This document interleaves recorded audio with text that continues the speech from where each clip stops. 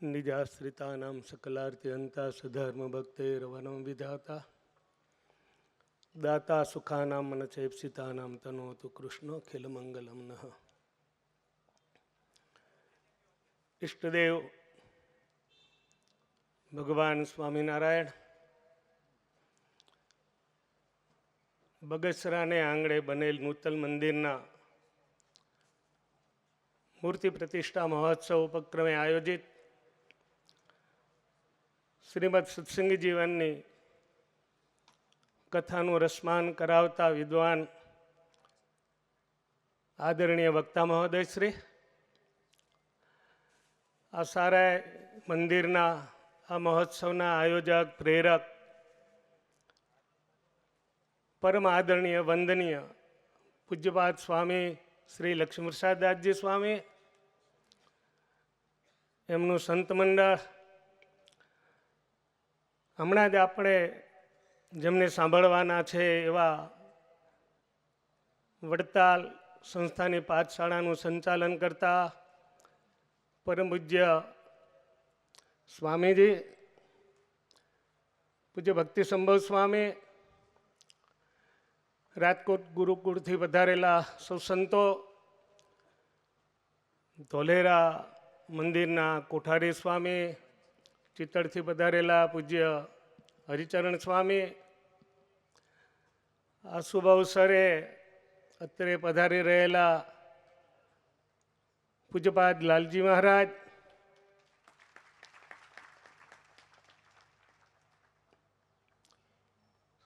આ મંદિરની જેમણે નાની મોટી સેવા કરેલી છે એવા સૌ હરિભક્તો, સૌને જય સ્વામિનારાયણ.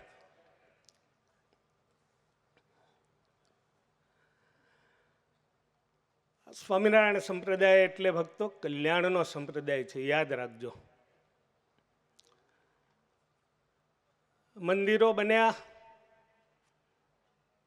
બહુ વિચારને અંતે મહારાજે મંદિરો બનાવ્યા છે, યાદ રાખજો. મંદિર બાબતનું વિશેષ કંઈ પણ સમજવું હોય ને તો મધ્યનું 27મું વચનામૃત ઘરે જઈ અને સૌ સાંભળજો અને સંભળાવજો અને વિચારજો કે મહારાજ મંદિર શા માટે બનાવ્યો. મહારાજે શ્રીજી મહારાજે વાત કરી કે અતિ ત્યાગ રાખે અને અતિ દયા રાખે ને તો એનાથી ભગવાનની ભક્તિ ન થાય, અને જ્યારે ભગવાનની ભક્તિ ન થાય ત્યારે ઉપાસના ખલાસ થઈ જાય. માત્ર ને માત્ર ઉપાસના રાખવાને માટે સ્વામિનારાયણ ભગવાને મંદિરો બનાવ્યા, અને ત્યાર પછી પરંપરામાં રહેલા સંતોએ આ સંપ્રદાયની અંદર અનેક મંદિરો બનાવ્યા છે.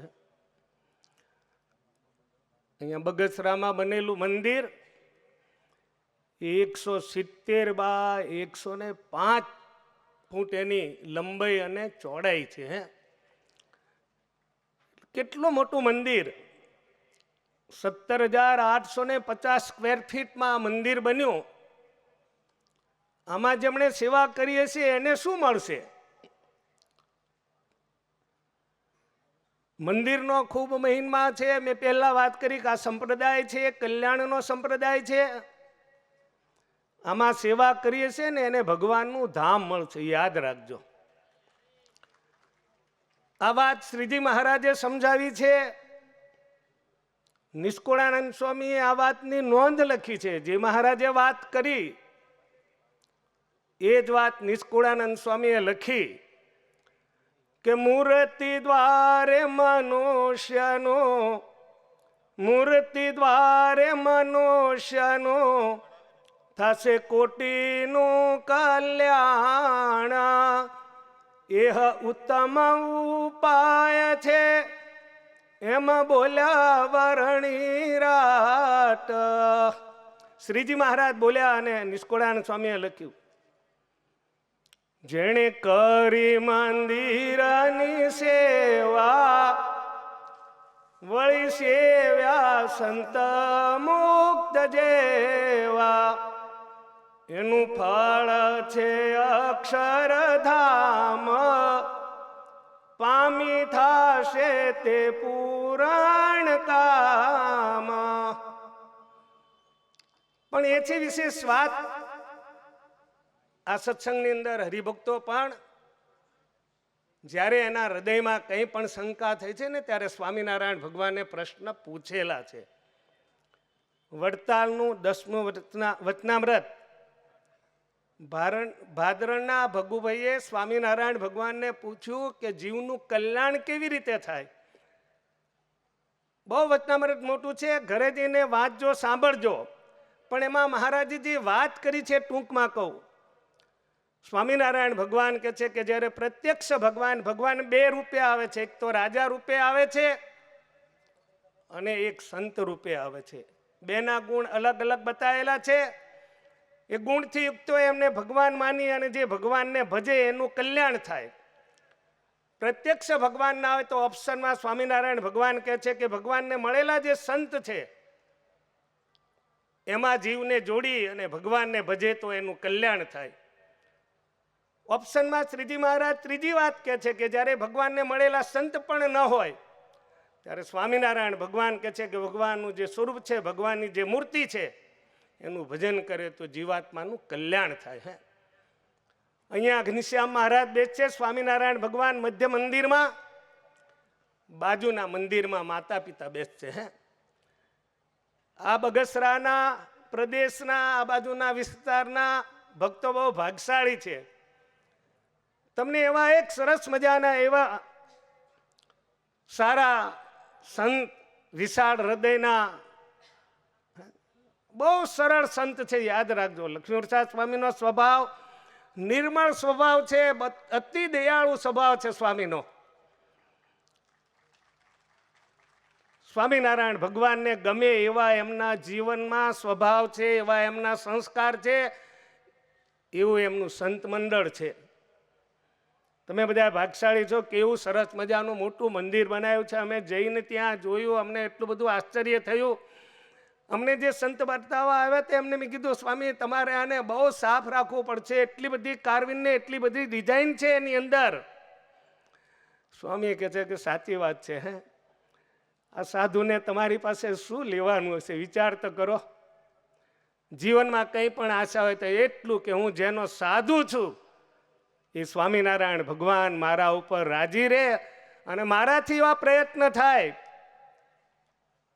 અને હું એવા ભક્તોને તૈયાર કરું જે સ્વામિનારાયણ ભગવાનની સાથે હૃદયથી જોડાય અને એનું અને એના પરિવારનું કલ્યાણ થાય. હે, સ્વામી બહુ દયાળુ છે, યાદ રાખજો. સંતોનો ખૂબ મહિમા છે અને એટલા માટે શ્રીજી મહારાજે વચનામૃતમાં છે ને તમને ભક્તોને બધાને ભલામણ કરી છે 2 પદ ગાવાની. એક નરસિંહ મહેતાનું પદ છે, મારા હરજી સુહેત ન દિશે રે તેને ઘેર સિદ્ધ જઈએ. અને બીજું પદ મુક્તાનંદ સ્વામીનું બનાવેલું છે, એમાં સંતનો મહિમા છે. એ છેલ્લી પંક્તિ ગઈને હું મારા શબ્દોને વિરામ આપીશ. સંતોનો કેટલો બધો મહિમા છે. ભક્ત ચિંતામણીમાં તો લખ્યું છે, પણ મુક્તાનંદ સ્વામીએ બહુ સરસ વાત સમજાવે છે કે સૂળી ઉપર શયન કરાવે, સૂળી ઉપર શયન કરાવે, તોય સાધુને સંગે રહીએ રે. દુર્જન લોક દુર્ભાષણ બોલે, દુર્જન લોક દુર્ભાષણ બોલે, તેના સુખ દુઃખ સરવે સહીએ રે. તેનો સંગ સિદ્ધતા જીએ. પછી સ્વામી સરસ મજાની કથા સંભળાવે છે. મુક્તાન સ્વામી શું કહે છે? અમૃત પેયતી મીઠા મુખથી, અમૃત પેયતી મીઠા મુખથી, હરિના ચરિત્ર સુણાવે રે. બ્રહ્મા ભવસન કાદિકા જેવા બ્રહ્મા ભવસન કાદિકા જેવા જેના દર્શન કરવાને આવે રે તેનો સંગ સિદ્ધતા જીએ. એવા તમને આ સરસ મજાના લક્ષ્મણપ્રસાદ સ્વામી એમના સંતો મળ્યા છે. તમે આ મંદિરમાં ખૂબ સેવા કરી છે.